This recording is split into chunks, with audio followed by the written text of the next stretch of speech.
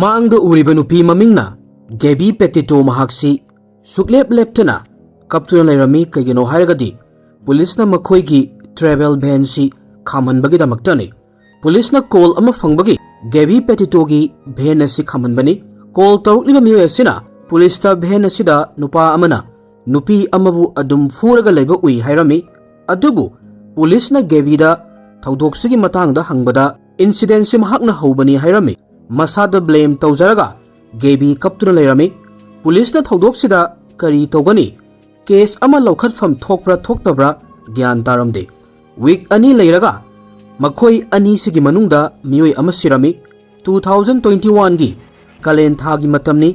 nungsinariba nupi amadi nupa anina makhoi gi punsida hingbada sangadaba maru oiba posak khudingmak white machugi van amada pek tawsalami masigi matung makhoi ani na yamna kuirabagi mamangdagi khanjaduna lakpa America gi national park ki road trip amagi damak khongsan ba hawraklami hairiba trip asi lovers couple sigi khwaidagi hena adventurous oiba khongchat amakhak oifam thokpani adubu masigi ona tainaba oina thoklami trip asi makhoi ani gidi khwaidagi hena thamoi sokningai oiba amakhak oirami trip asigi video namlami blog su semi Instagram da su photo video kaya ama thagatlami masidagi hendoktuna makhoi ani gi anauba YouTube channel Nomadic Static kauba amasu semlami hauzik su channel asida 2021 gi Augusta Gaby na thagatkiba ahanba video si yauribani mangda uriba photo video picture sing asina message amakhakpi kari message no hairagadi ningkha tamna hingba nungsinaba amadi santi oiba punsi mahing amakhakni adubu yengbada mathik chaba manba picture photo video mayam sigi marumda achumba amakhakti lotuna lei hairiba achumba si makhoi ani sigi manungda mioi amakhak yumda halakpada miyam mangda thoraklami matam silagi America gi miyam bu thamoi yamna sokhankiba case amagi ahuba tangkhakni ikhang khangaudana miyam gi mamangda mioi ama mangbagi case amakhak thoraklami hairiba thawdok asina miyam da ningsing halimadudi pamjana sagatkiba mangla namana punsi si matak makha olhanba sungam mi habasi Gaby Petito gi case gi matangda hojikti in details ta amuk khangminasi Gaby Petito 1999 gi March ki tang 18 da New York ki Blue Point hairiba mafam sida poki Gaby na angang oirikanda mahaki mapa mamasi divorce tawrami amasung mahaki parents si tongan da mioi singa amuk lohonglami adubu Gaby bu pokpiriba mapa mama mamingna Joseph amasung Nicole na Gaby bu yamna nungsina yangsinduna lei masida sunatana Gaby gi step parents John amadi tarana su support tawrami matang se mayamna gyan taramdaba yai ichamchamna haizabada Gaby gi mama gi anaubu nupa amasung Gaby gi mapa gi anaubu nupi sinasu mahakpu support tawi haizabani Gaby na mangkhiba matamsida makhoi mari na team ama oina thibagi thabak tawrami Gaby mangkhibagi case police na makha na khumang chawsinna thijanbagi maram miyamna fajana thawdoksigi matangda khangnabagi maram amakhak lei madudi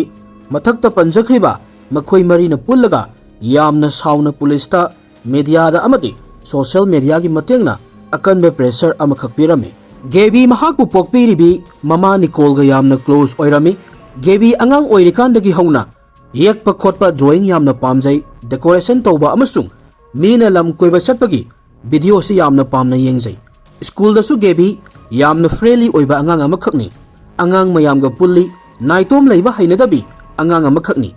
Gaby matam chuppada yumgi mapanda koiba chatpasi yamna pamjai ngaujai maram asina well life culture haibadi benda chana thaknaba laifam hapchalaga lam koibagi culture amakhak yamna maming leirakpasida Gaby su culture asida ngaujarami Gaby gi angang oirikan gi wafam amasu leiri masina miyambu yamna emotional ohenki Gaby gi masagi chahi taramari surakpada anti gun violence awareness ki thauram amada saruk yarami program asi nongmaina panduna laikhidrabi victim mayamda ikai khumnabu utpa music video amakhakni Gaby na mahaki high school si Bayport tagi loisalami school simaktada Gaby Brian Laundrie kaubanupa amakhaka thengnarami makhoi ani si yamna artistic amasung creative oi adubu matam sidadi makhoi ani gi mingsi America gi crime history da yauduna laihurani habasi खंगजब नते school की मतमददी मखोई से चुमनगी मरुप अमखकनी Brian न गेबीदगी school the चही अम senior ओय मखोई अनी school की इवेंट कया अमदा पुन्न सरुक यारमी ब्रायन न 2016 दा हाई स्कूल पास आउट तौरमी अदुगा गेबी न 2017 दा पास आउट तौरमी मसिगी मतुंग मसा मसागी ओइबा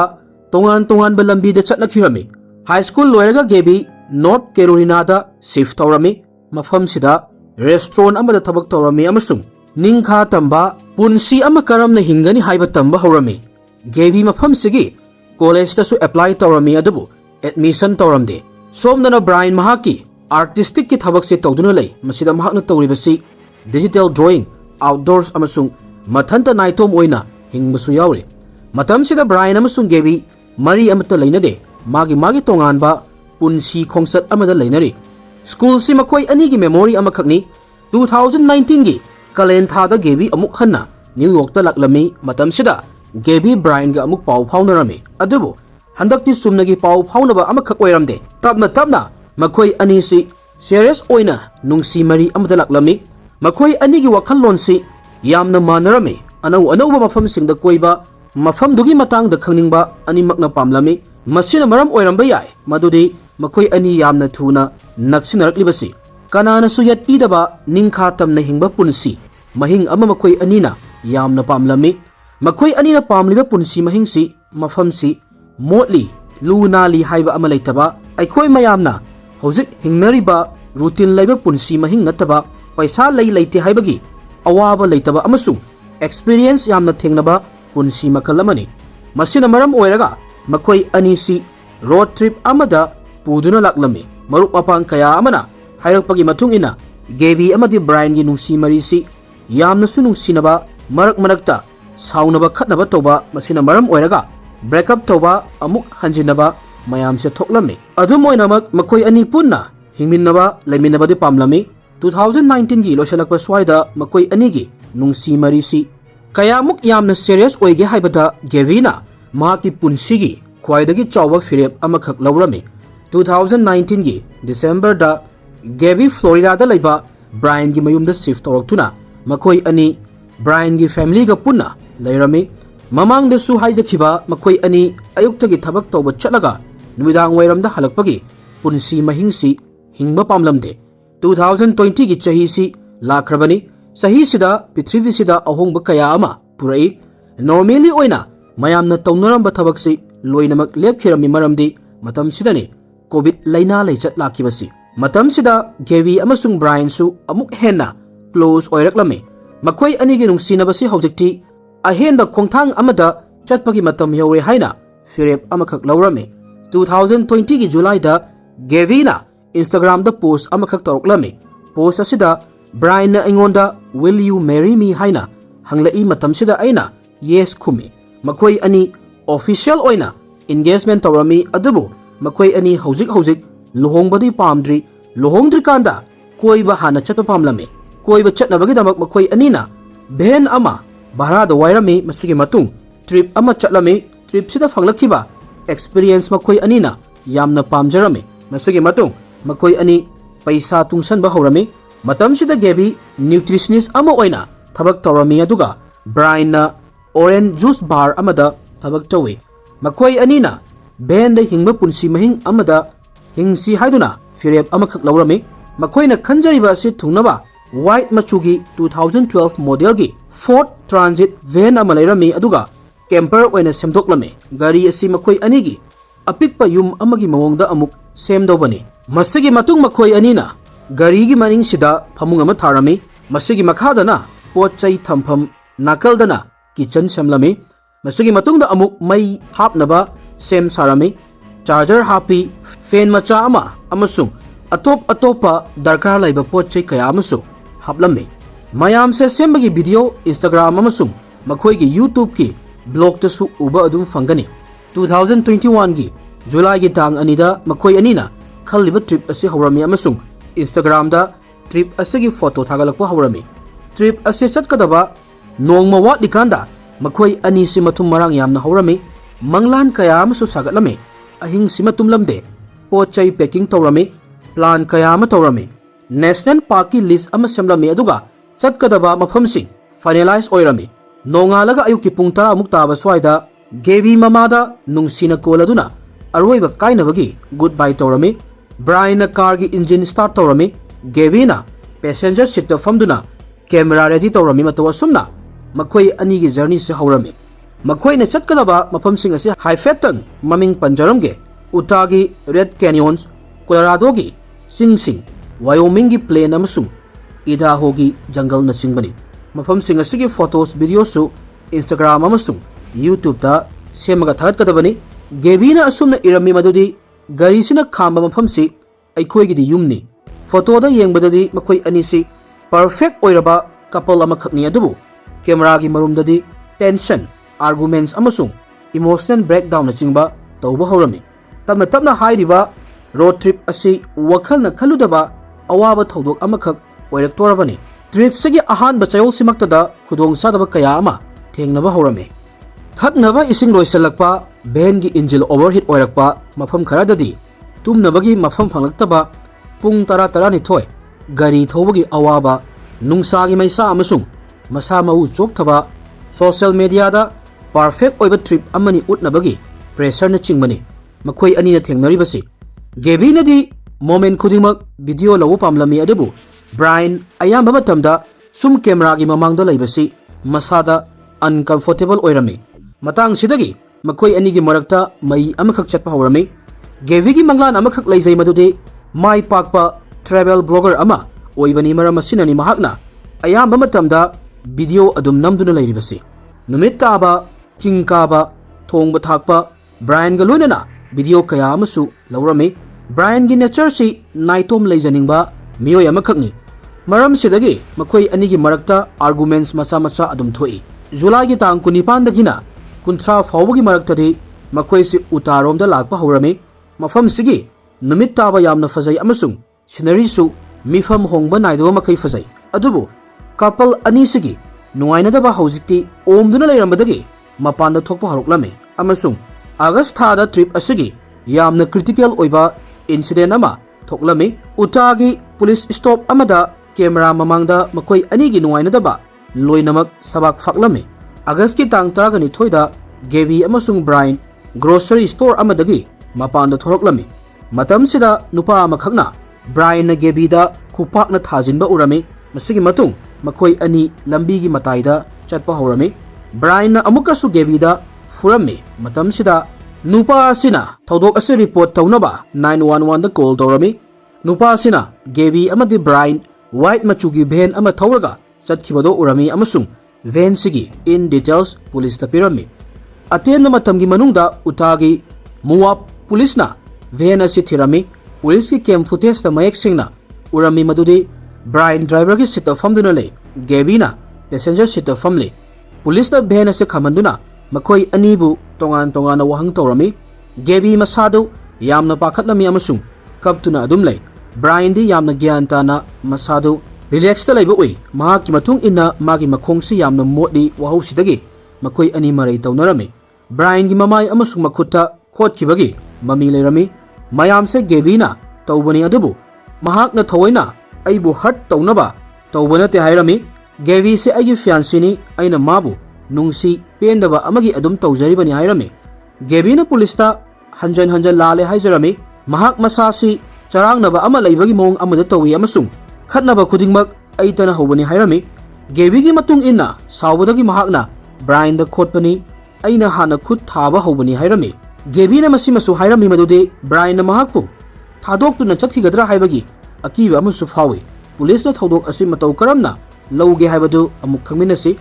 police na Gebi yamna sauganbi amu oina lawrami numitsigi numidangsi makhoi ani tongan lehelami Brian buno hotel da thakirami aduga Gebi na van sida adum tumo hairami police na makhoi ani gi mathakta charge amata palamde police na thodok asi domestic violence ama oina lawbagi mahutta mental health problem amani haina lawrami police na piriba waroisen asi Gebi na mafam khangdana mangkhraba matungda makhoi gi asoibani habasi masana yajarami matung tarakpada Gebi ga yamna luna tinnaba Rose Davis na statement ama pirami madudi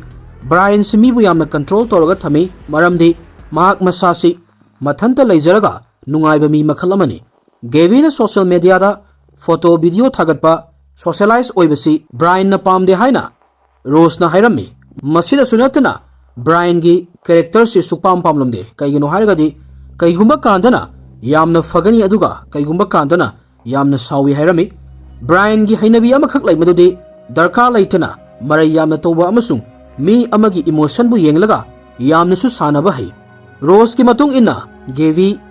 friends singa yamna pulambani adubu maki punsida Brian lakibadagi mamanabi mayamga pau amata phaudana leiki hairame psychologist khara ki matung inna Brian na Gaby bu makhoi ani gi nungsi mari sida fataba mi oiribasi Gaby ni khalhalami khatna chainaba khudingmak Gaby na hobani haibagi wakhallon si Brian na Gaby da convince tawrami hairiba mayam sini video da su uba fanglibasi Gaby na I'm sorry ai isasi charangnaba ama fauzai vensi aina sengdoknaba hotnabani aina ni khatnaba hawribasi mayam sini video sida Gaby na hairibasi Gaby na piriba statement si anxiety na maram oiraga pibani haina lawi police ta call laklaba matungda Brian ni mathakta khara thijalaga action loramba taragadi matungda tholakadaba yamna tamthiraba thawdoksi thoklamdaba su yai Moa police ka couple ani siga minute ni phumanga changna wari watai tawkhibasi achauba warning amakhakni haina lawba yai khang hairaba expert kayana hairiba video se yenglaba matungda police ki asoibasing loina puthoraklami amasung police na su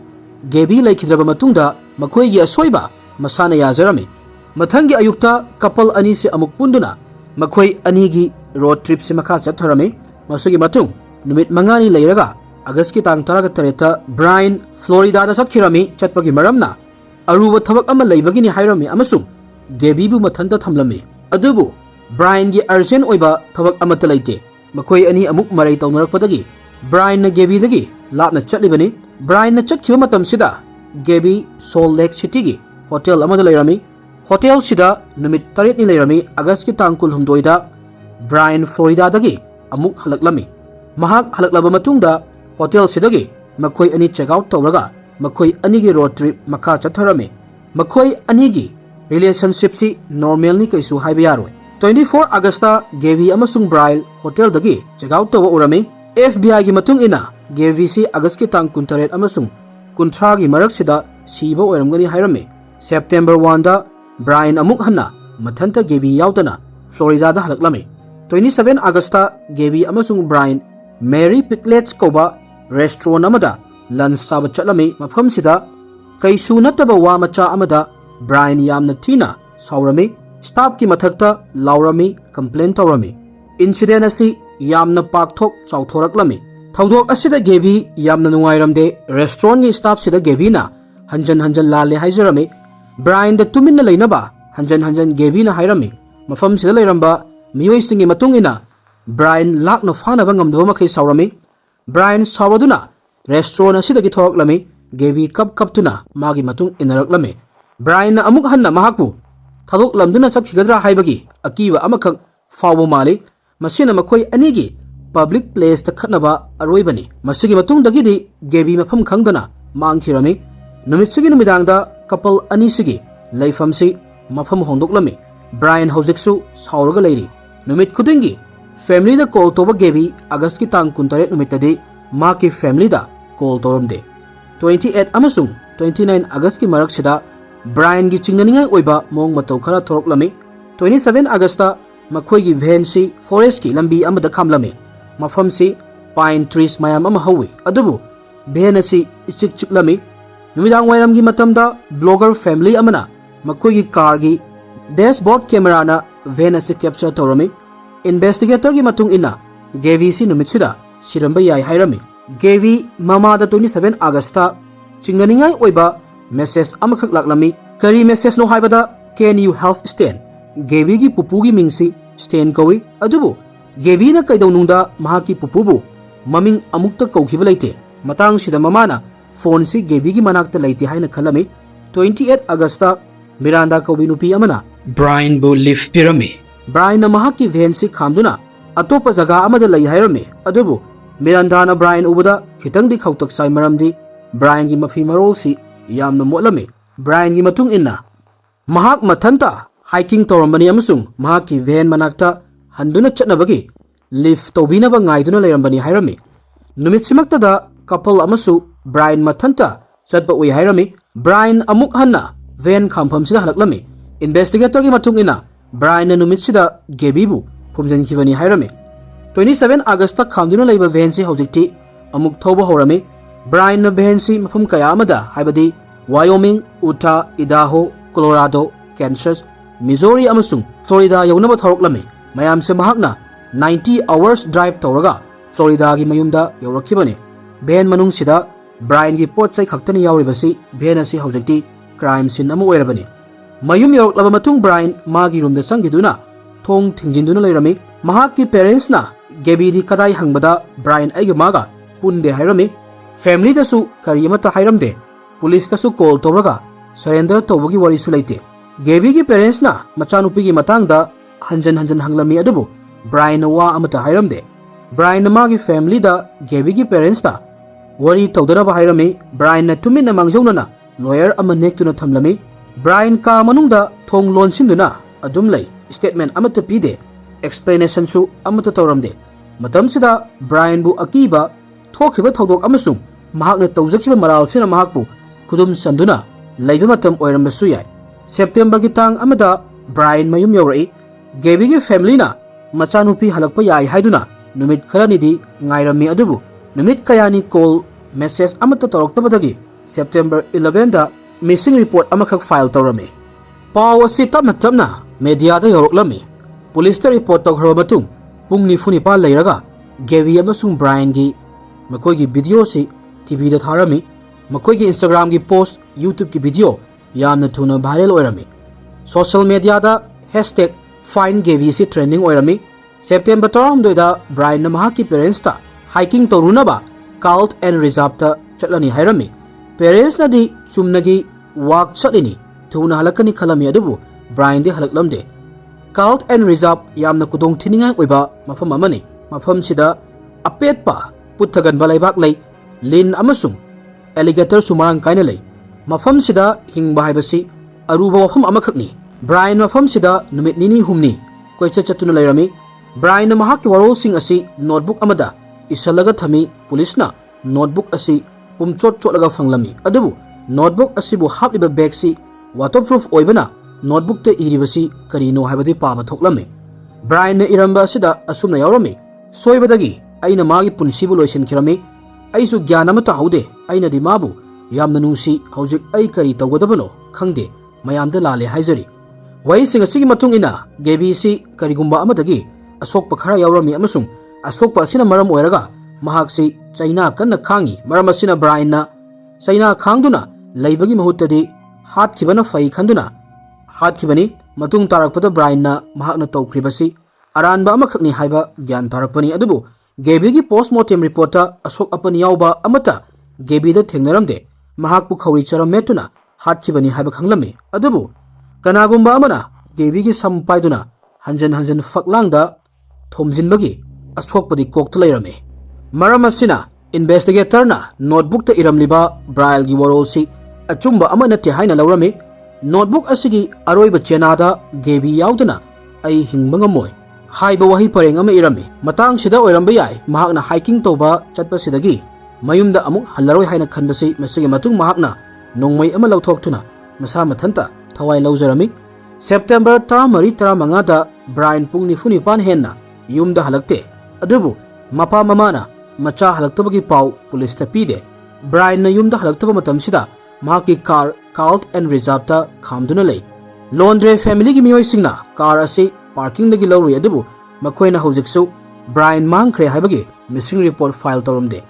September gi tang 13 ta Gaby gi family na press conference ama tawrami. Press conference asida laundry family na wa amatangangde makoina machanupa Brian kadai da lei haiba khangi adubu karimata haidokte hairami. TV gi anchor na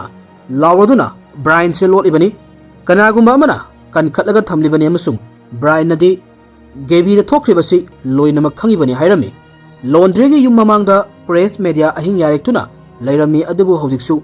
makogi family na wa amata hairamde. Makogi lawyer gi matung inna tuminna leibagi fangliba right imung sina पांगथोक्सबनी हाइरमे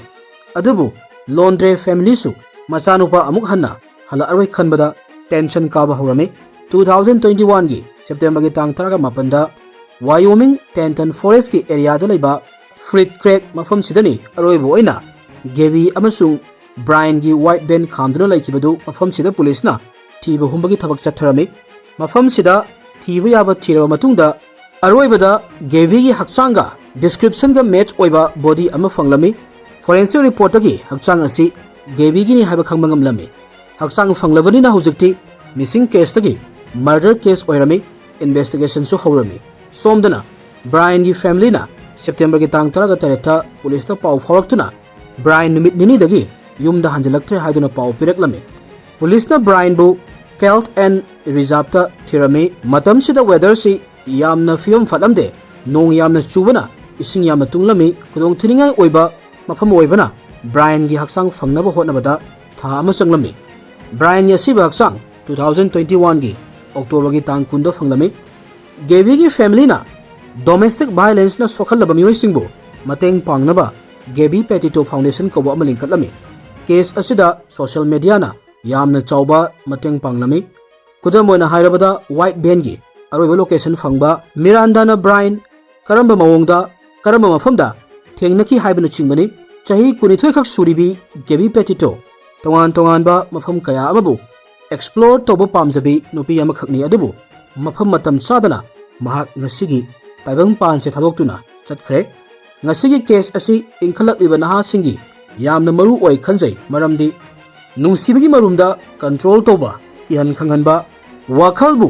manipulate तोबो मयामसी ignore तोफम थोक्ते मयामसी मतुंग तारकपदा कुदोंथिबा अमा लाक्नबगी